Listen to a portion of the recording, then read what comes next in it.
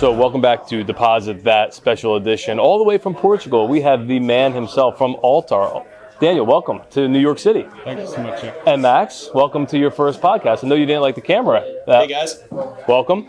So what we want to get into today is understanding the inner workings of creating a tech project from scratch. Where do you even begin? So I would say the most important thing, of course, all businesses are different. So of course, every situation is different from the point where you start with deal, where you still see or fail.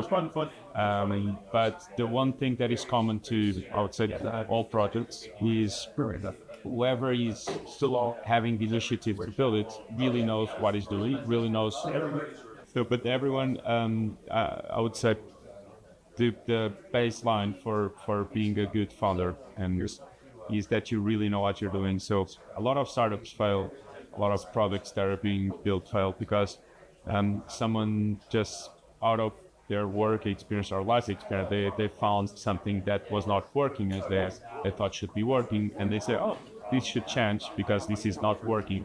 But that's most of the cases that is not the right position to be at. The right position to be at is you're really a real expert of something, whatever it is, real estate in this case.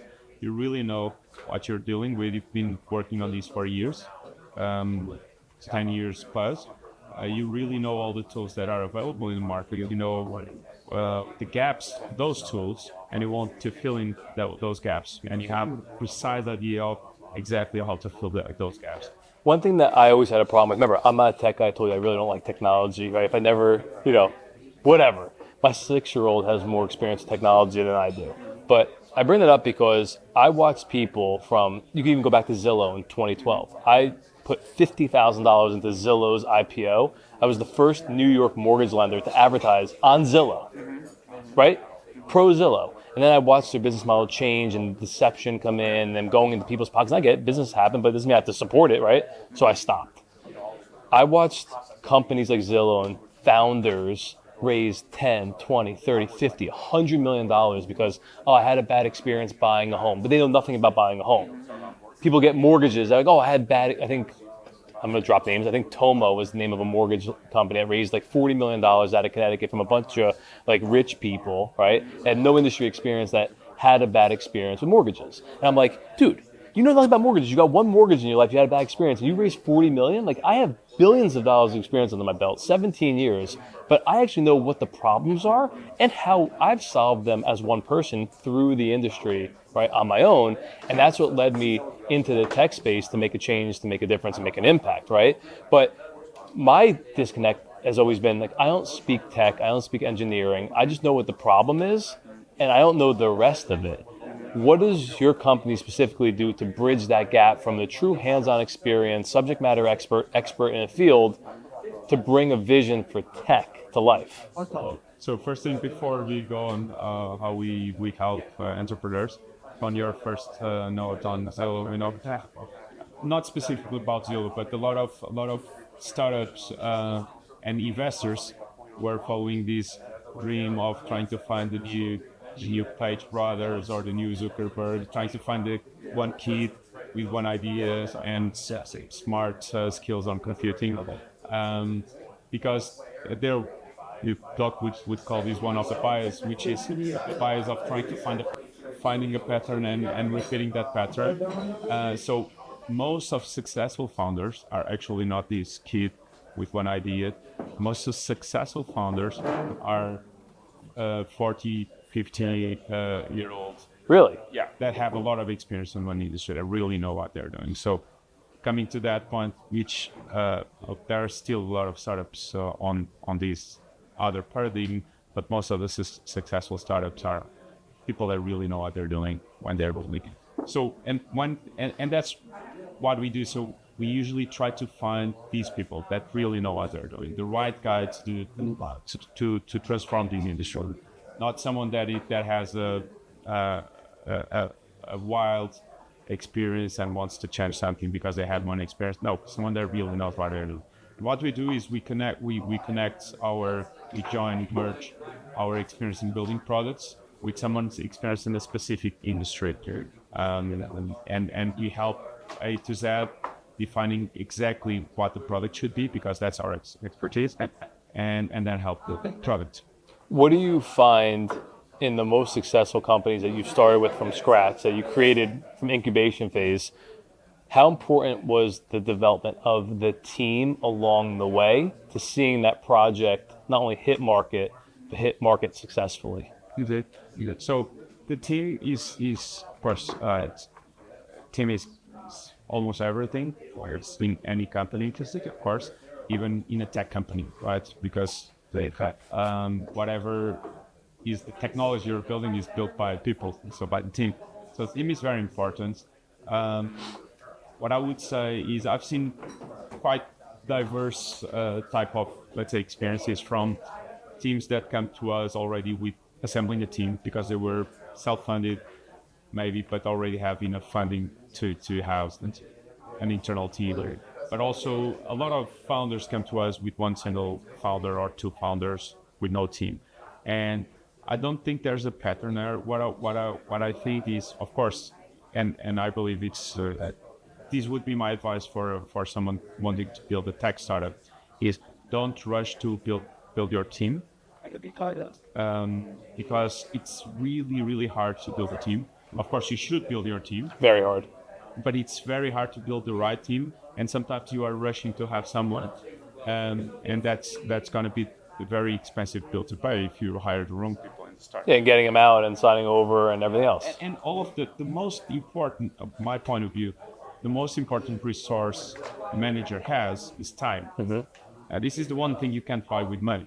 You can't go back. You can't go back in time. So you have your competitors coming here, and you lost the time to go to market because you had the wrong team, and there's no money that is going to buy time. So, and that's why, of course, if you are well connected enough, if you have enough experience in tech projects that you know exactly who you're hiring, of course, hire them, but still don't rush. But if you're not experienced enough, you should not hire before you're really sure what you're doing. Talk to me about, I bring you a vision, we have a couple talks. What goes on behind the scenes of like the product creation and presentation, as well as the plan for launching, right? Because I think the word that always comes to my mind that I've learned over time is patience, right?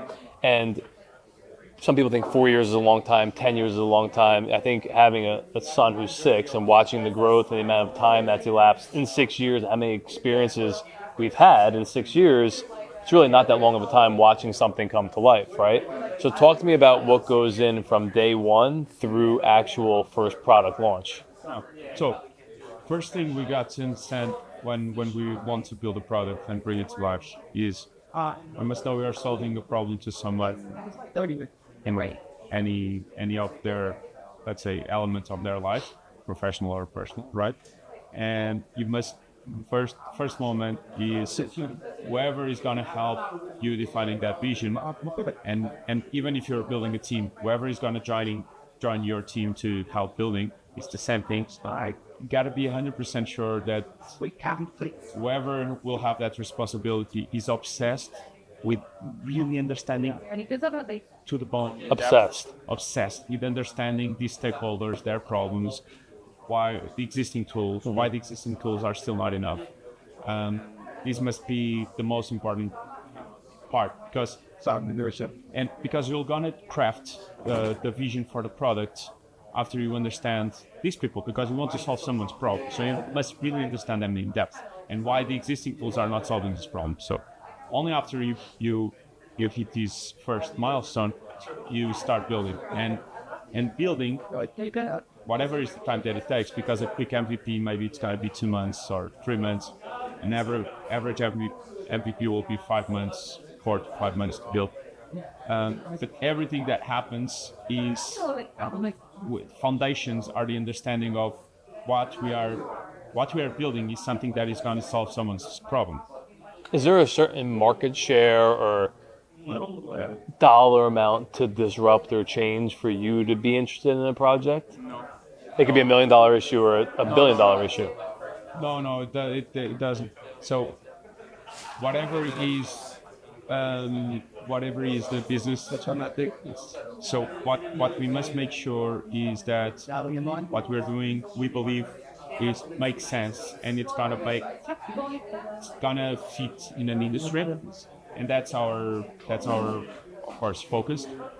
And it is not it is the so this should be the concern of the founder, knowing exactly what is the size of the market that is trying to earn, that is trying to conquer. But of course, it's ours as well. So we usually try to understand how big it is.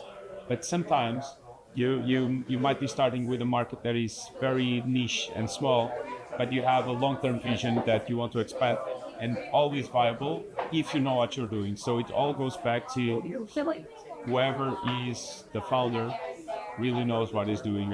In the end, always goes back to So when Jeff came to you with LoanLynx, then did you do a deep dive on like American hard money lending? Like how did you get up to speed with that type of background? So there are two approaches in product growth. There are a lot, but there are two main approaches. Management and product type. One is mostly focused on research. So which is whatever you want to do, I'm gonna research those users. You gotta try to understand as much as possible about those users and thirds. Of course, a lot of frameworks, user research. This is one way. The other one, which is the way we do, is totally different, and we have our own process. And we use I would say we are leveraging, goes back again to the founder's experiences, the founder's experience. We have a framework to understand if the founder knows what he's doing, and if we believe the founder knows what he's doing, we are leveraging the founder's knowledge, because it's a heuristics process. So, and my rationale is there is no time, not enough time to do whatever is the research that I could do, that I would be 10%, I would have 10% of the expertise Jeff has about this. So what I do is I leverage Jeff's expertise together with our expertise in building a lot of products. Together we build the right team. That's the way. Rather than doing UX research. It's interesting, this industry's always been a top-heavy, older industry, a top-down industry, right? And part of the value of bringing Max onto the team is, in my entire career, I never found someone that was as communicative or responsive as Max was, other than myself, in my entire career. And when I met Max, I'm like, dude, you remind me of my younger version of myself. What are you, 27 now? 28. Yeah. So there's 10 years in between us, right? So I think the problem we make is we try and solve problems, I call them for dinosaurs, because 80% of the industry is 60 and up, let's just say. People are trying to create problems. See you later. You're the best. Well, hopefully, I hope so. Thanks for coming, A&A. Peace out. Enjoy Portugal.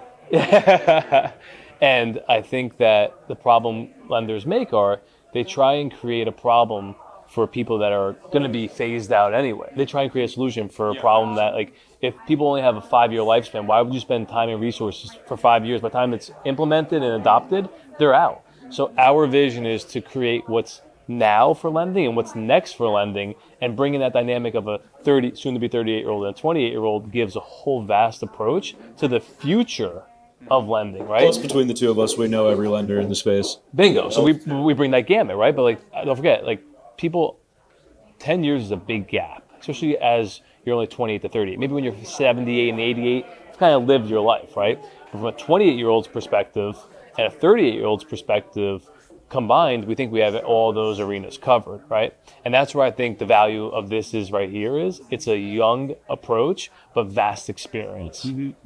And people make those problems of, well, let's solve the problems for the 60-year-olds. It's like, yeah, but their lifespan is dwindling inside the space. They're not really, if I'm 38 and I have technology issues, imagine what a 58 or 68-year-old has. They're never going to fully adapt to the digital take and lending. Yeah, whenever there's a disruption in the market, there's always these kind of curves, which whatever new approach is kicking in is going to have a curve for adoption, and that's always followed with whoever is getting off scene because it's not keeping up, and or because it got to a point in which will retire. So one of the two things. So these will always happen in technology. And you can go back to the famous thing that when Ford was asking about a lot of all around America, what type of vehicle people wanted. Everyone wanted faster horses. No one wanted cars, right? So there's always a fringe of people that are not ready for disruption, and you still need to follow your vision if you believe in it, because new people will gonna take it, but even if they cannot understand before they actually can touch it, which is most of the cases with innovation. Because if it's that easy to imagine and to touch this innovation, someone else done before probably, or maybe someone else done but not the right way, you still should do it. But there's this, I would say, balance between doing something that is innovative, enough to be easy to build, but so no one yet has done it the way you want to do it. What made you most excited? I think I said earlier, you obviously don't go and fly out to different countries to meet with clients. I think what made you guys committed and excited about this opportunity to expand our relationship? So in a nutshell, and being Transparent. Yeah. transparency. You just want the experience in New York. Yeah. Get some nice steak. That's it. Times Square and Freedom Tower. No, it's your passion for what you're doing, and your knowledge. The two things together. Me and Rui, was not me alone, but me and Rui, we had this conversation, and we decided to make this investment because we believe what you're doing. We believe in you and what you're doing. But How hard is it to bring? It's easy to bring one vision to life, right? Well, easier to bring one idea to life. With the vast array of options and products and the dynamics of the market, let alone real estate and New York City real estate, how hard is it going to be to bring everything under one umbrella and get people to adapt and buy in? Because we have to set expectations as well. Sure. What does that look like? So I can only give you my honest opinion here as well. Might not be what you want to hear, but that's what I do. It's only bad if I choose to make it bad. We all have choices. Yeah. But in a nutshell, what I believe is it's not clear yet to me, and well, of course I'm not an oracle, but it's not yet clear for me what will be the right out of. So I see. I'm gonna make an analogy. So it's like whatever is the industry, an entrepreneur is like a kid that is seeing a lot of toys they can play with, and one side of being an entrepreneur is like you are a kid and you really want to play with this, you really want to solve a lot of things, right? But there are a lot of toys, and if you want to play with all the toys, probably not gonna make something. So and I've been there, so I've been in the exact same position. I keep do that. I keep do that once in a while, but most of what I do here, what I'll be doing here, is help focus on one toy at a time, making sure that when we go to the next toy, we've done what we could have done with the first one, and yeah, that's for me. It's not clear how many Toys we have? can Yeah, play how many at a toys? time. Yeah. So, but for sure, making sure that we pick the right one in the right moment, and we go to the next one in the right moment. That's what I. So that's critical. So from a founder standpoint, being a founder yourself, right? You said you have 100 startups that you participated in your life. Is it mission driven? Is it economic driven? Or is it market need, right? Supply and demand driven to make those calls, right? Because again, you could have 10 cars. Maybe you drive your truck when it snows, right? Maybe when it's beautiful out and sunny, you drive your Ferrari, your convertible. How do we successfully determine what toy we pick up first and play with? So it's that would be a $1 trillion question, because there's not one way to, let's say, there's not one rational that would solve this question. Every challenge, every industry would have its own rational. What I would say that is universal here is, when you're asking me, what I can tell you is while we get 60 leads per month and we close one, I can tell you what I look for at this lead. Yeah. And that is, and I was telling him, we have a huge success ratio in our startups. You know, when I say most startups fail is 5 base points of startups. So 1 out of 2,000 raise VC fund.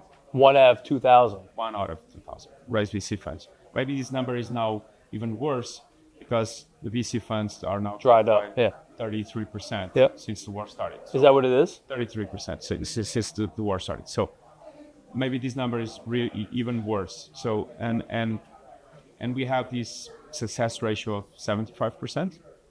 Okay, which so it's 1,500 times more. And if there's one thing I would say, of course, besides we being good product people and good technology people, but one thing I would say makes a lot of difference is the founders we pick. And I can tell you the things I look at the founder. So the founder must be someone that is deep knowledge on what he's doing first. The ability to communicate, so a great communicator. I struggle with communicating. You could agree. No. Interesting. Well, you got any? I suck at communicating, don't I? No. Yeah, I suck. No, Yeah. but it's usually good. Yeah. No. I say you can convey your ideas. No, I wouldn't say that. No, some people are so technical, they cannot make an analogy to explain one thing. They cannot get outside of their technical vision of the problem. They might have all of the knowledge about banking, but they are technical and they really cannot put themselves in a position where they're speaking with someone that does not have all of this technology. You're almost like too deep in the weeds. Too deep in the weeds, and that does not have the ability to communicate with someone that is not deep in the weeds. Yeah. So this is what I'm saying. And the third one is ready to be challenged on their assumptions. So because some founders also they have these two first things, but they are precious about their first idea. They are not open to be challenged at all. And usually this is very big red flag for me. Why? Because a good founder, as a manager, you know, every day you make hundreds of decisions every day. And if you're not listening to people around you, a lot of times you might even be making these very quick decisions. And if you're not open to listen, you're going to be making always a lot of wrong decisions. So you must be open to, and maybe if you're the most experienced person in the room, maybe most of what people are saying are not going to be the right thing. But when someone brings the right idea, you're the first one saying, that's what we will do. And you're first one saying, this is what we'll do immediately. And if you're not open to be challenged, you're going to be making the wrong decisions, so you're going to fail. So these are the three things I would say. So I wouldn't say there's a recipe to succeed that is a technical way to build a product, but combination of these three factors, knowing exactly what you're doing, knowing how to communicate it, and being open to be challenged are the things I look for in founders. I have a folder on my phone. I haven't shared it with anybody. Whenever I hear or see stuff on LinkedIn of experts and VCs and, you know, founders like giving criteria, like you have to do this, you have to do that, and I'm like, dude, this is all bullshit. I keep a folder just to look back at, right? And one thing that I've seen an abundance of is you should never start a tech company without having a CTO, right? And I'm like, well, I tried that day one. The kid really didn't know anything about tech. He was just like some like back-end website guy. Said it was a CTO, wasn't. Threw him out in the first 30 days. Went up to his house, you know, called the cops. I'm like, dude, like, what are we doing here? You know, it was like right in the heat of COVID. It was like a black-white thing too. So it was like a whole, like, it was when the guy got, I hate to say it, when the guy got murdered, whatever. The police, remember that whole, I think George Floyd thing? I give that as an example of like, I don't agree with that, right? Like, I'm not going to launch a company with somebody just to fill a role or a void. Like, I'm going to take on this role as long as I can, and I'll be the one to determine if I need to bring on additional help. But one thing I've learned with you is, like, you guys almost act as our CTO. Would I be right in saying that? Yes. CTO and CPO. So and Chief Product Officer, right? Like, remember, I've been everything. I've worn you put a C, and I'm every PO, TO, whatever, EO, FO, whatever on top of it, right? And I did that purposely to learn the whole A to Z. Where did that come from? Like, oh, you have to start a tech company with a CTO, or you're not going to get funding, or you're not going to take it serious. Yeah, it came from the same point we were talking about before. So this was mainly something that was started because of Mark Zuckerberg and all of these first big dot-com bubbles. And it was crystallized by Paul Graham, Y Combinator. That was obsessed that, oh, you must be a tech kid, or you must have a tech kid. A business person shouldn't be making a product without a product person on there. Do you agree with that a little bit? Totally Disagree, right? totally disagree with that. But what happens is, for a number of reasons. First, numbers are telling you the opposite. A lot of successful startups, they are business people working with other companies. So there are a lot. Google is a very successful company, right? But Google Maps, for example, they started outsourcing, and in Zurich, then in Switzerland. And I'm saying Google, but a lot of the big products are started by outsourcing, and then they find the right team to go on and build it and grow it from the, let's say, from the go-to-market after. I couldn't disagree more, because what happens most of the time when someone is trying to do that is they hire the wrong person, because they think they must hire someone, and it's so hard to find the right CTO. So hard. And the CTO is technology. But building a product that will have product market fit is not having the right technology person, is making the right product decision since the day you start. And that does not come with a technology person, that comes with a product vision. So you must find these two people. Interesting. Even if you are a business person, you must find the product person and the tech person. But the product is someone that knows very much, pretty in-depth about business. He knows in-depth about technology and knows in-depth about UX, user experience, and combines these three universes and makes the right decisions on how the product should be crafted to address the problems that you as an expert know about, right?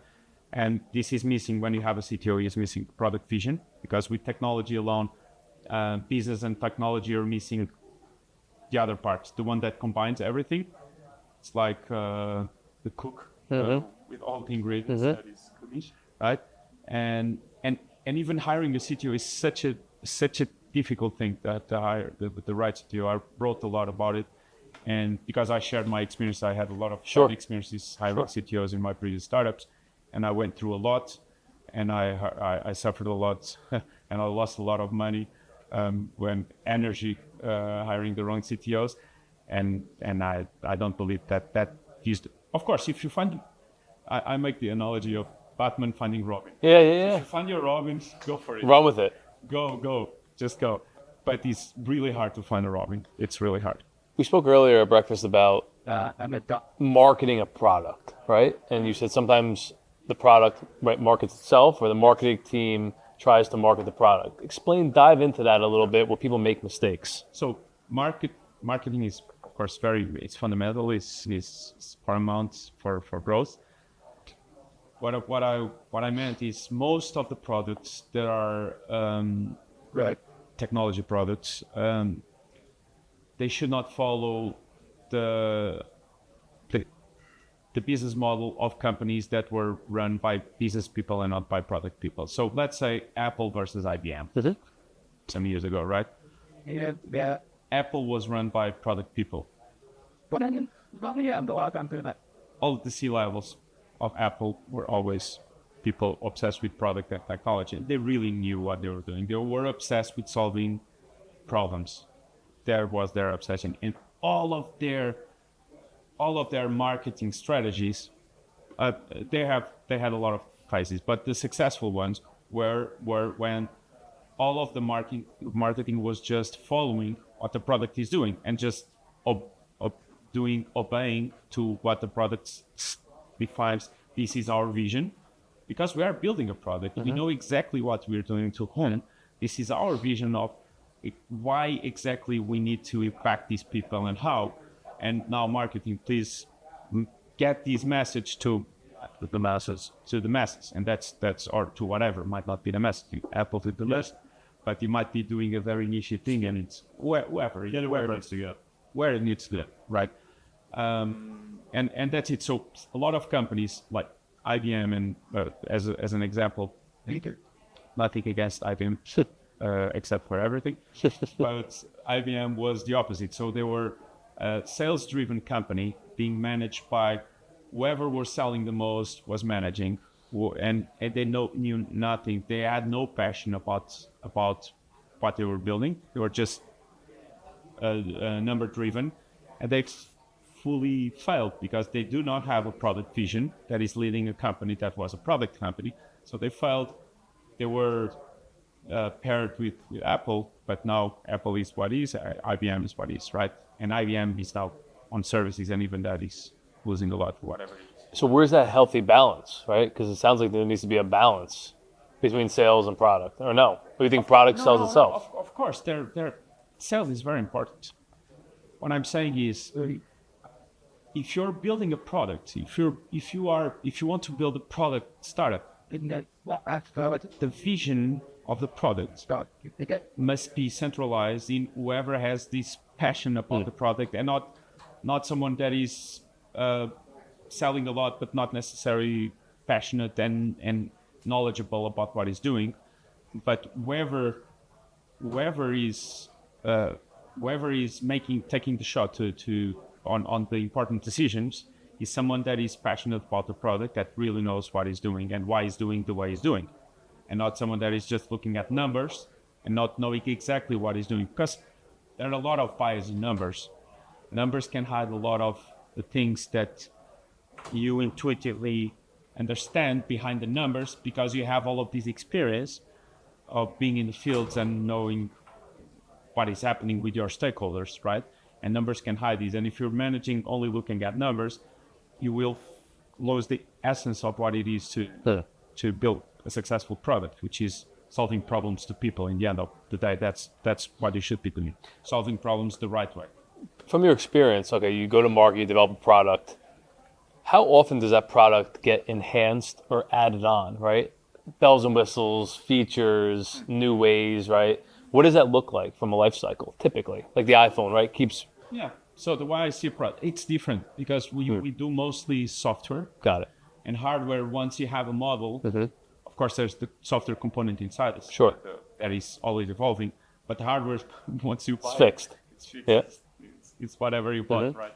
So software is a living organism. So why? Because for a lot of reasons. Because your business keeps changing, your competitors keep changing, technology keeps changing, everything is always moving, and for a number of reasons, not only because everything is moving, but you have your vision, and a part of, and you were, and I'm not saying I'm not the kind of guy to say things just to please. I know that. anyone Yeah. at all. Yeah. But you are the type of founder that I value a lot. One thing that you brought in initially, which is you were really focused on one simple thing. A lot of times founders, even really good founders, but they have a lot of ideas and they You should have seen me 4 years ago. Okay. That was fucked up. Okay. Yeah, look, You wanted to do re-verify. everything. You wanted to do a Because lot. I didn't know what was going to click, and I wasn't patient on Too many tools. the market. Too many Playing toys. with too many toys. Playing with too many That's toys. A lot of founders they fall into that Yeah. movie trap. Yeah. Yeah. 'Cause it's your first rodeo. Yes, it is normal. You want to you in your bias vision, you think if you don't get all of these, you will not be as successful. Can't make it. Yeah. You won't make it. Correct. Yeah. But the key thing is, and I was very lucky that you were ready for this, which you were really ready to focus on one thing at a time, and that was very key thing for Interesting. this. But your question was something.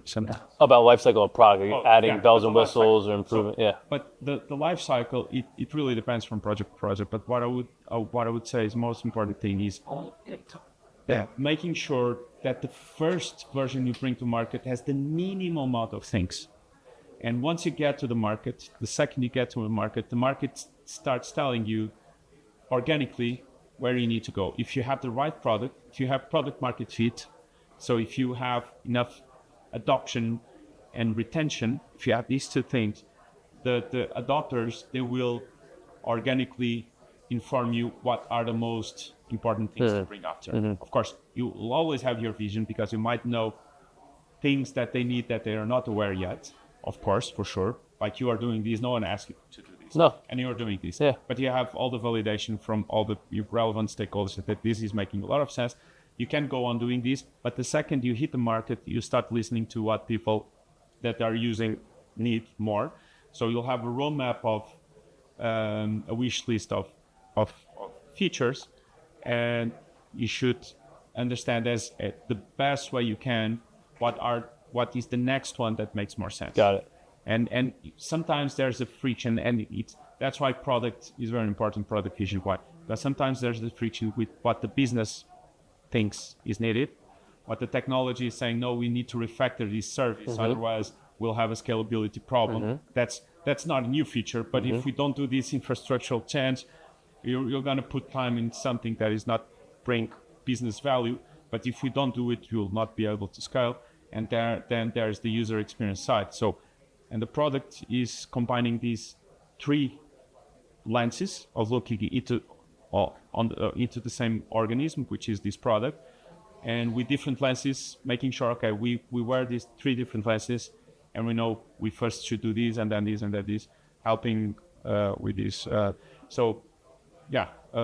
I would say the life cycle, it really depends. There's not two products that are the same. After building more than 100 products, I would say there are not two products that are. What does typical traction look like on a new product? Is it like, hey, we launched day one, we have 5 users, we have 10 users? In your opinion, every industry is different. Yeah. How long does like ultimate success, how long do you give it, whether you know something's gonna really take off and succeed and be industry worthy? There's not a science there. What I can tell you is the right mindset that you must have. And why there's not a science there? Because you have extremely successful startups that failed on their first MVP.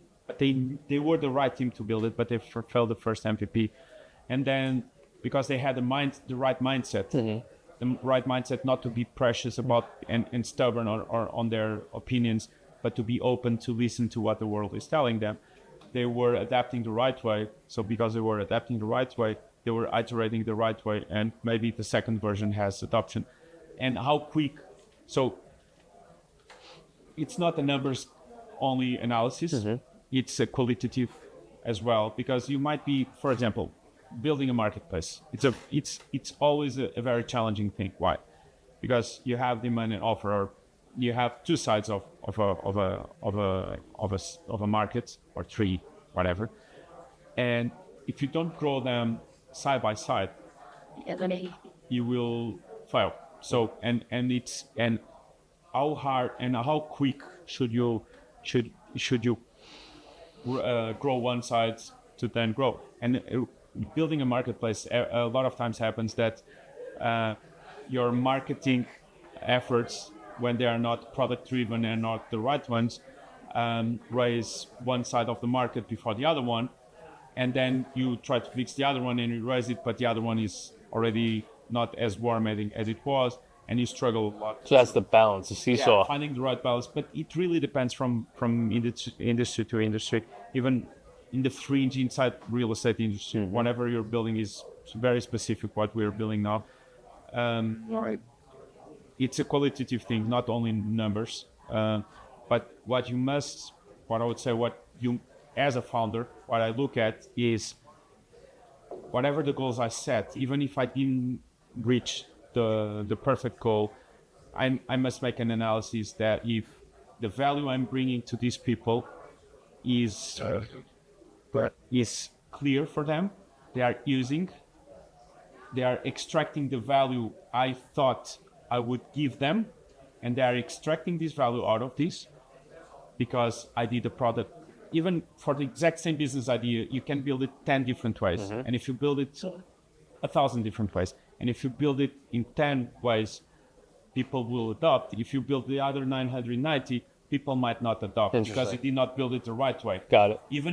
Even if the solution is the right one, business-wise, but if the user experience is not the right one, they're not going to adopt. So you must be open to understand, to always question yourself, are the users extracting the value I want them to extract? Because in the end of the day, this is a karma management, which is if you bring value, you will gain value. Yeah, keep pouring in.